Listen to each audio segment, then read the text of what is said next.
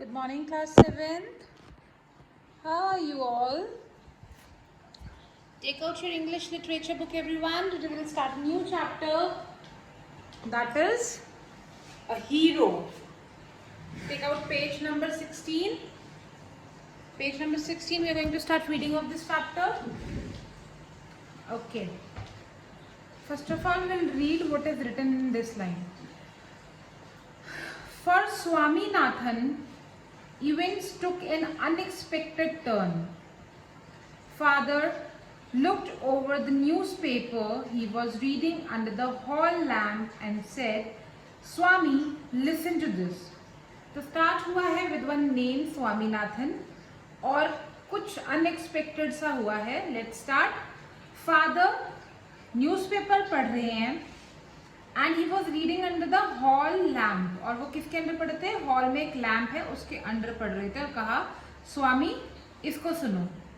News today is of the bravery of a village lad. Village के एक लड़के की बहादुरी की बात आई है. Who while returning home by the jungle path, जो कि एक जंगल के रास्ते से वापस आ रहा था, came face to face with a tiger. उसका आमना सामना किससे हुआ? टाइगर से. ये न्यूज में आया है. न्यूज में स्वामीनाथन को उसके फादर बता रहे हैं कि एक लड़का जंगल से वापस आ रहा था और उसका आमना सामना हुआ एक टाइगर के साथ. The paragraph described the fight the boy had with the tiger and how he climbed up a tree. और इसमें पूरा बताया है कि वो लड़के ने कैसे टाइगर के साथ लड़ाई करी और वो ट्री पे चढ़ गया. Where he stayed for half a day, जहाँ पे वो आधे दिन तक लटका रहा.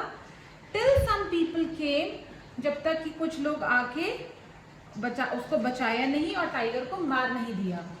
जब तक कि लोगों ने आके उसे बचाया नहीं और उसे मार नहीं दिया.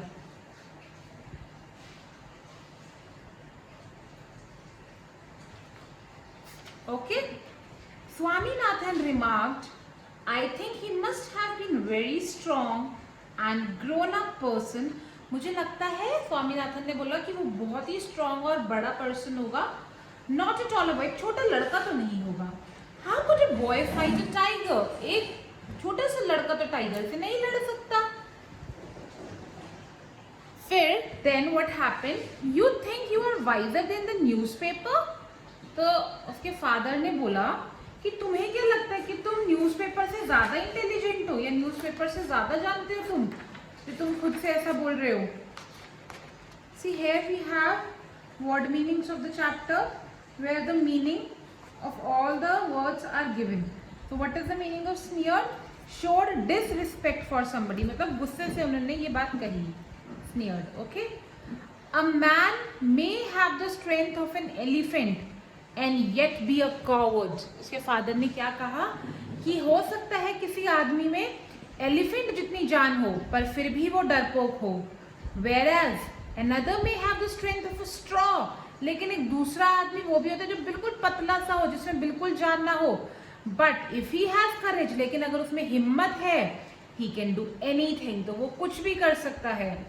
Courage is everything. करेज यानी बहादुरी से ही हम सारी लड़ाई जीतते हैं. Strength and age are not important. आपके अंदर कितनी जान है, आप कितने साल के हो, ये इम्पॉर्टेंट नहीं है. आप में कितनी ब्रेवरी है, आप में कितनी हिम्मत है, आप उससे लड़ाई जीतते हो. स्वामी डिस्प्यूटेड दिस स्टोरी. स्वामी ने इस बात का विरोध किया. उसने बोला नहीं, ऐसा नहीं है. How can it be father? Father ऐसे कैसे हो सकता है? Suppose I have all the courage, मानो कि मेरे अंदर बहुत करेज है, बहुत हिम्मत हो. What can I do? मैं क्या करूंगा? If a tiger should attack me, अगर टाइगर मेरे सामने आ गया तो. Leave alone strength. Can you prove you have courage? तो उसके फादर ने कहा, छोड़ो स्ट्रेंथ की बात कि तुम में कितनी जान है, पहले तुम मुझे ये प्रूव करो कि तुम बहादुर हो. Let me see if you can sleep alone tonight. पहले तो मैं ये देखूंगा क्या तुम मेरे ऑफिस रूम में रात को अकेले सो भी सकते हो, तुम्हारे अंदर इतना भी करेज है या नहीं है. Now let's see. A frightful proposition. What is the meaning of frightful proposition? Frightful proposition meaning is in the first bit. Frightful means very unpleasant, मतलब कि जो अच्छा नहीं है. Frightful मतलब which is not pleasant at all.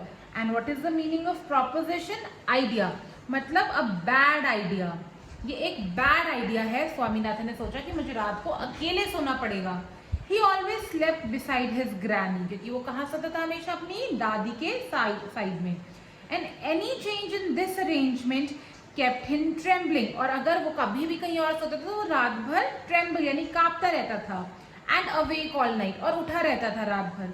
He hoped at first that his father was only joking. Starting में तो उसे लगा कि उसके फादर जोक कर रहे हैं। He mumbled weakly. What is the meaning of mumbled? Means spoke or said something in quiet voice in a way that it is not clear. धीरे धीरे मन में बोलना कुछ। तो वो धीरे धीरे कुछ ना कुछ बोल रहा था। From the 1st of next month, I'll sleep alone, father. उसने क्या बोला कि ठीक है मैं अगले महीने की 1 तारीख से अकेले सो जाऊंगा।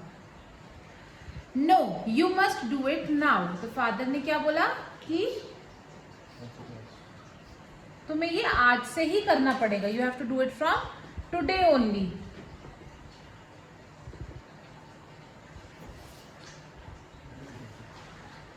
It is disgraceful sleeping beside granny और मदर लाइक अ बेबी। ये अच्छी बात नहीं है कि तुम एक बेबी की तरह दादी या मम्मी के बगल में सो। You are in 2nd standard, अब तुम 2nd क्लास में आ गए हो। And I don't at all like the way you are being brought up, और तुम ऐसे डरपोक की तरह रहते हो, मुझे अच्छा नहीं लगता। And looked at his wife who was rocking the cradle, और ये बोल के स्वामीनाथन के फादर ने अपनी वाइफ यानी कि स्वामीनाथन की मम्मी की तरफ देखा जो कि क्रेडल झुला रही थी।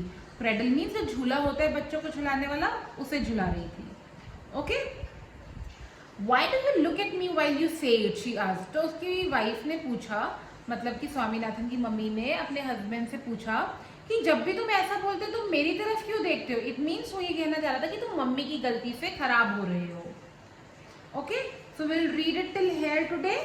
You have to read this chapter till here. I hope it is clear till here.